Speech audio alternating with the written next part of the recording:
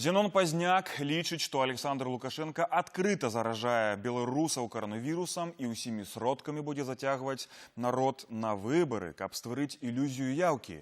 Выбары ж у Беларусі не дэмакратычныя, а сёлета сітуацыю дадаткова ускладняе эпідэмія, з якою мэтаю вылучыліся Валер Цапкала і Віктор Бабарыка, каментуе кіраўнік кансерватыўна-хрысціянскай партыі Беларускага народнага фронту Зенон Пазняк. Зенон Станіславович, якая галоўная задача Александра Лукашэнкі на гэтых выбарах? Ну, эта задача была ясна ад самого пачатку, калі ён забараніў эпідэмію. Значит, задача такая: провести закрытые выборы у часы эпидемии и оправдать обмежевание умовами эпидемии. Вот уже первые ластовки есть. Не будут запрашаться международные назиральники. Не будут запрашаться представники партии громадскости на посещение административных комиссий. У конце, я думаю, зробят так, что альбо ликвидуют институт назиральников, альбо просто зведут это до некой подставы, и обмежують махчимості. Ну і третій момент важний у этой ситуации – выйти со становища, коли люди не ходят на выборы. И вот тут задача забезпечить хотя бы минимальный приход на выборы. И для этого треба полностью кіраваць людьми, якія будут выбираться. Вот в умовах эпидемии никто не может собрать подписов. Это немагчыма собрать 100 тысяч подписов в этих умовах. А кроме людей, якія могут выкористать административный ресурс и ресурс спецслужбов. Такие только 3 человека. Это Лукашенко, Бабарыка и Цепкала. Все. И другий момент, який прослеживается, это неким чином затягнуть людей на выборы. Я повторяю, хотя бы минимально, а там уже допишут, сколько треба. Вот. Для этого треба створить бачность альтернативы, бо люди раззлованные, многие уже расчаровались и готовы голосовать супраць. Они же не разумеют, что не можно идти на выборы. Для этого подставляются люди, якія играют роль альтернативы, и люди повинны пойти под задумцы голосовать за этих людей. Вот. Ну, остальное уже не имеет значения. Остальное уже решает Пензермошина и комиссия. Вот такая схема, она примитивная, и она добро просочивается. Одночасно будут повышаться репрессии, это уже видать. Они уже почались, как людей заполохать, не пустить их и так далее. Вот такая схема человека, який открыто заражає націю, які відкрито проводять політику вимирання народу. Ось такого у історії ми ще не мали. Ну, ми мали страшну історію, коли був геноцид у 30-х годах, але це трошки було інше. А ось такого ми ще не мали. Ну і ця тактика, як ми бачимо, вона послідовно виконується.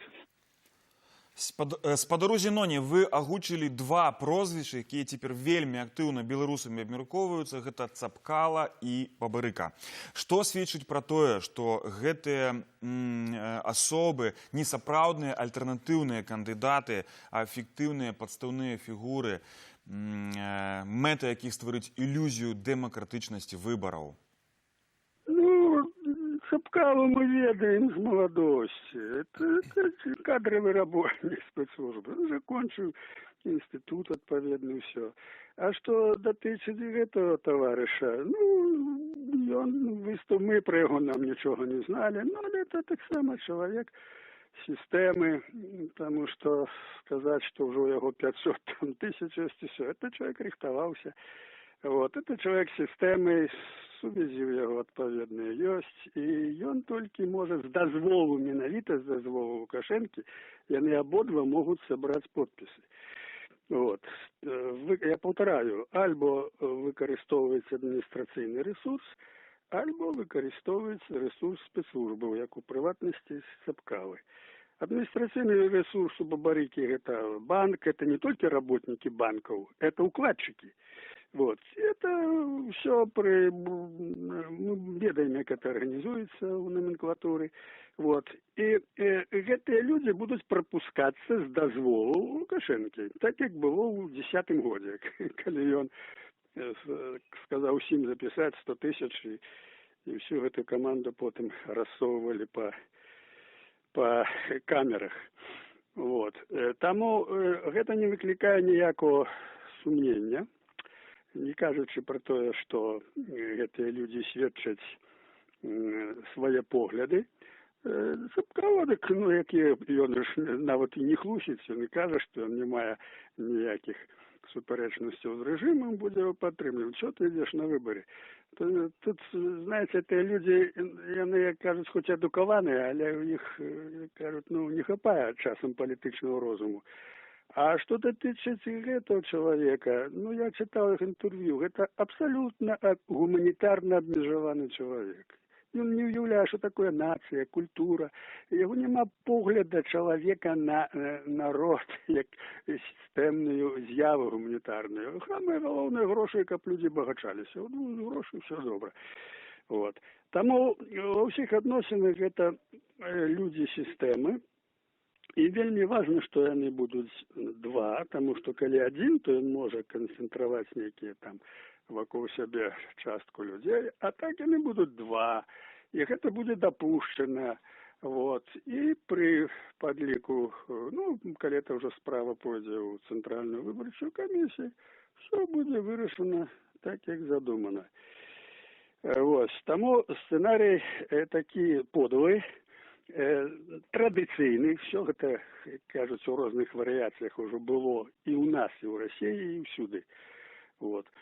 І трэба лічыць, што для такого чалавека, як Лукашенко, які ненавідзіць гэты народ, для яго не мае ніякого значення, колькі памрэ, колькі вымрэ, як усё. Для яго мае значэнне толькі ўлада любымі спосабамі.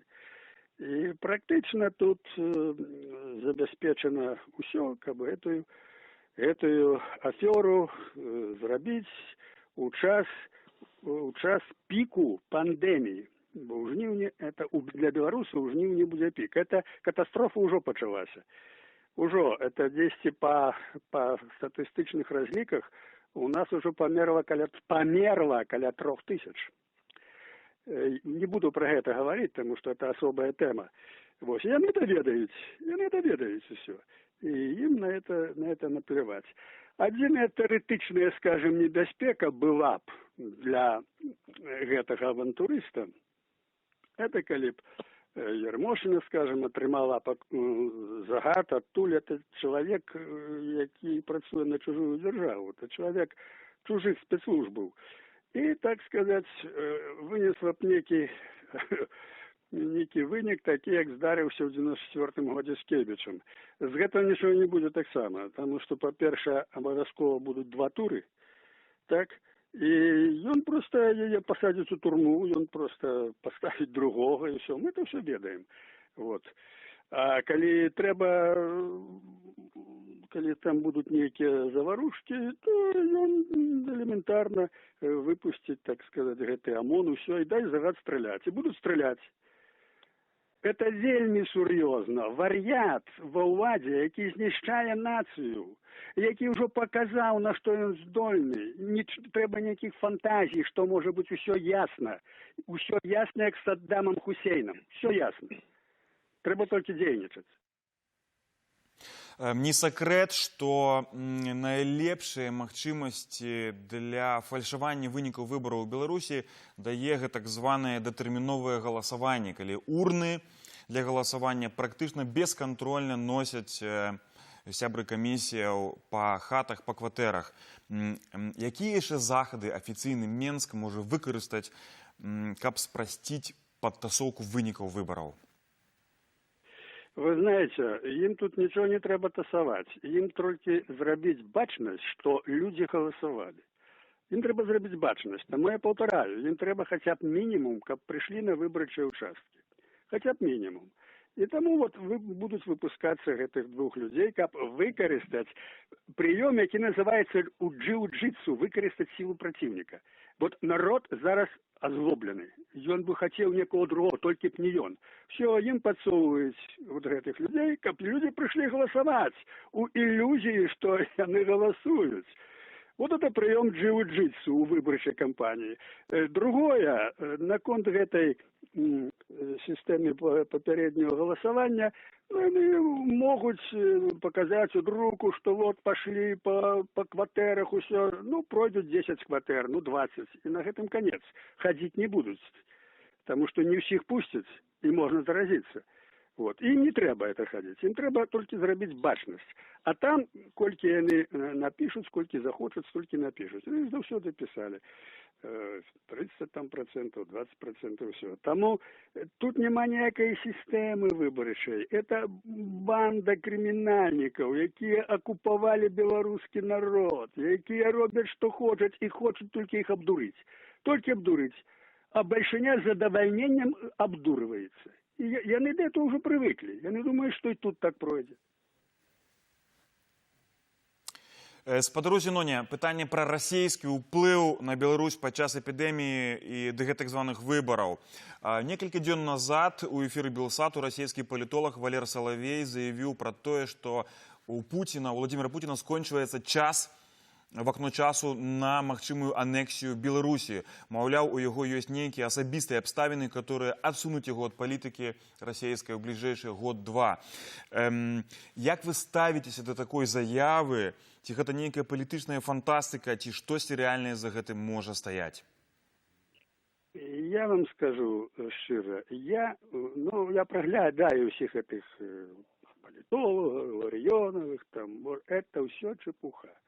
Все эти политологи – это люди, які займаються пропагандой, які выказывают свои уласные меркаванні на основании неких, як кажуть, непроверенных дадзеных. Притым усе яны хочуць быць кассандрами, усе яны хочуць нешта пророчыць и сказать, а ў выніку усё, что говорили эти политологи, атрымліваецца пшиком. И оно все не оправдывается. Тому я просто серьезно не отношуся до этих политологов. Вот. Ёсць рэальныя рэчы, якія робяць і заяўляюць палітыкі. Вот, што яны робяць і што яны заяўляюць. І якія потым вынікі пасля гэтага. Вот гэта паддаецца аналізу. І на аснове гэтага трэба рабіць вывады. А не то, што сказаў нейкі палітолог. Пачытайце нашых палітолагаў, то можа, ну іх ввогуле чытаць не трэба. Вот. Таму я серьезно не отношуся до этой информации. Она не мае ніякого значения, что там Путин, якія проблемы, что он выкарыстаў и так далее. Это все, як кажуть, ваджэнне пальцем по касейной гушчы. Вот. Это не информация, и это не то, что можно обмяркоўваць.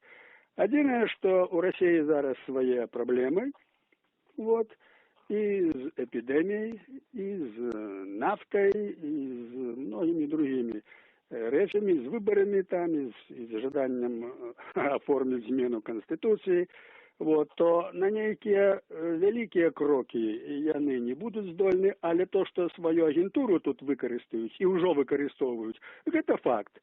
Потому что тут есть, это ж, здаецца, Бабич агучыў, 18 резиденций русских. Яны робяць, што хочуць, ім жа поўная свабода. Таму, безумоўна, што жаданне паўплываць на выбары ў карысць Москвы і тут будуць. Вот. Але яны тут не будуць іграць рашаючую роль, тому што плану такога ў іх нема. План застаецца той – пакінуць Лукашэнку. Пытанне пра відэаблогера Ціхановскага, які стаў папулярным апошнім часам.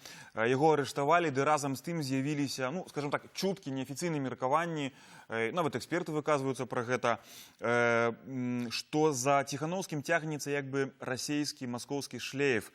Маўляў, ён раней займаўся бізнесам і, магчыма, тут ёсць расійскі ўплыў. Што вы думаеце пра гэтага блогера Ціхановскага, які таксама, дарэчы, агучыў свае прэзідэнцкія амбіцыі? Ну, я вам скажу, я глядел его передачи, все. Ну, яны дастаткова прадуманыя, тому что яны займаюцца сацыяльнай тэмай. Ось, дзе што разбураны зарплаты, як люди живут, все. Это даволі сур'ёзны подход.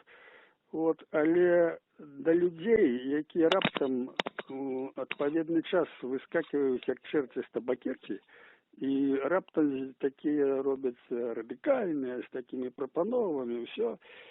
У палітыцы трэба адносіцца з насцярожанасцю. Вот. Таму та інфармацыя, якую ён дае, яна патрэбная, яна сапраўдная, добрая, ўсё. Але больш я нічога не магу сказаць, толькі аб тым, што інфармацыя, якая яна робіць, зроблена інфармацыйна актуальна, і яна зараз патрэбная. Наконт прэзідэнцкіх амбіцый, ну, хто толькі тут не мае прэзідэнцкіх амбіцый. Некая там медсестра нават праз акно выскочыла, каб амбіцыі выказаць. Это ўсё нема што пра это гаварыць. Я кажу, што рэальна тут толькі 3 чалавекі могуць сабраць подпісы са згоды галоўнага ініцыятара. І тут сярод іх і будзе разыгрывацца астальная драма. Астальныя просто хіба будзе прынята рашэнне ізноў прапусціць нейкіх для антуражу. Так як у 10-м годзе, вы ж памятаеце, што адбылося. Сказаў усім, ніхто ж не сабраў подпісаў, акрамя Некляева, і сказаў усім прыпісаць, у нас дэмакратія, пускай участвуюць. І яны пагадзіліся. І пашлі вушкі ўтуліўшы. Вось. Таму гэта ў іх ужо адпрацована, і, магчыма, як кажуць, гэта кончыцца вот такім чынам, які у 10-м годзе, а можа прапусцяць некалькі. Я не адношуся сур'ёзна да такіх вот заяў, калі раптам выскакивае нехта з мовай далёка не інтэлігентнай, ён гаворыць сленгам, з ужываннем такіх слоў, усё, разумееце. Но ёсць рэчы, якія трэба мець для таго, каб прэтэндаваць на кіраўніка дзяржавы. Вот. Таму я не адношуся сур'ёзна да гэтых прэтэнзій, і нічого з этого не будзе. І яго прэсуюць, і яго замкнулі, таму што яго інфармацыя вельмі шкодзіць рэжыму. Ён дае добрую інфармацыю, і смело. Вот. И эта информация режиму шкодит. Они хотели бы ему заткнуть рот. Вот у чым сутнасць. А не тому, что они збоялися, что он там президентом будет. Да не. Они тут полностью контролируют ситуацию. Кого пустить, кого не пустить. Надыходзіць цяжкое, гарачае лета для беларусаў, цяжэйшае нават, чым для суседніх народаў. Што робіць людзям у бліжэйшыя тыдні, месяцы перад так званымі выбарамі? Будуць жа заклікі да пратэстаў, выхаду на плошчу. Ці варта слухаць тых, хто будзе заклікаць на вулічны пратэст? Зараз галоўная праблема эпідэмія. Пачалася катастрофа.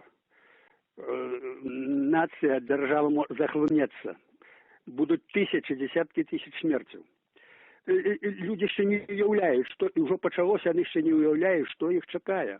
Это апокалипсис. Вот это галоўная проблема. И вот у этой ситуации, когда отбывается такая катастрофа, ну, как вот голодомор на Украине, скажем, как вот эта эпидемия, у людей ломается психика, люди не могут массово сопротивляться. Это вельми небеспечно. Тому маловероятно, что люди здолеюць выйсці і заявіць нейкі масавы пратэст. Адчай будзе, незадаволенасць, усё, але да гэтага не дойдзе. Это трэба разумець, это трэба ведаць, ёсць гістарычны вопыт. Вось. И, конечно, калі б такое здарылася ўсё, то, безумоўна, это спрыяла б таму, што можна было пазбавіцца этого вар'ята ва ўладзе. Але гэта вымагае час. А пандемія, вірус чакаць не будзе. Ён не чакае, пакуль народ адумаецца, і пакуль яны выйдуць на вуліцы і арганізуюцца. У межах пандеміі гэта немагчыма, гэта небяспечна. Гэта ізноў выкапаць сабе магілу. Таму вельмі небяспечная сітуацыя. Я ўжо увесь час, я ўжо на працягу доўгого часу кажу, у гэтай сітуацыі любым спосабам павінен быць ліквідаваны кіраўнік дзяржавы, павінен быць ліквідаваны вар'ят. І ёсць фармальна законныя такія магчымасці, яго можна арыштаваць. З ім павінна быць тое, што з Саддамам Хусейнам. Саддам Хусейн травіў людзей газамі, 4000 курдаў атравіў. Гэта атравіць болей. Но гэтай магчымасці ніхто не выкарыстае. Тады магчымасць паступіць як з Бін Ладенам. Пакуль ён не будзе ліквідаваны, ён будзе нішчыць нацыю. Будзеце паміраць, пішчэць і паміраць. Ён павінен ліквідаваны любым спосабам. Ён не павінен быць. Вот у якім стане мы находзіцца, он павінен быць знішчаны. Вось у якім стане мы ёсць. І гэта трэба разумець, што пакуль будзе гэты вар'ят сядзець, да этого часу будзем паміраць, будзе з намі смеяцца, будзе аплёўваць, будзе казаць, не надо было хадзіць, як тому акцёру, куда не надо, і гэтак далей. І забараняць маскі насіць, і абвінавачваць медыцынскіх работнікаў, што яны самі вінаватыя, што памерлі і захварэлі. Іх ужо каля 20 чалавек памерла. Это у 30 разоў больш, чым у Амерыцы. Я у цэнтры амерыканскай пандэміі находжуся, у Нью-Йорку. Тут жахліва, што робіцца. Але такога, як у Беларусі, тут уявіць не можна. Вот, таму, паўтараю, адзінае, што асталося перад нацыяй, каб пазбавіцца катастрофы, ліквідаваць гэтую дрэнь.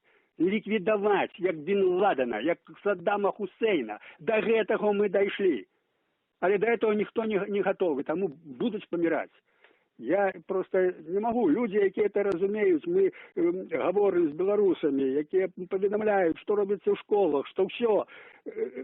Это жахліва. Обращается только таким чынам. Законным чынам нічого не вырашыцца. Нічога. Ні грамадства, нічого, толькі таким чынам можа вырашыцца. Як яно вырашыцца, это праблема гістарычная. Это гісторыя дасць на гэта адказ. Сітуацыя ў Беларусі перад так званымі выбарамі прэзідэнцкімі падчас эпідэміі у размове са мной каментаваў Зінон Станіславович Пазняк, старшыня кансерватыўна-хрысціянскай партыі Беларускага народнага фронту.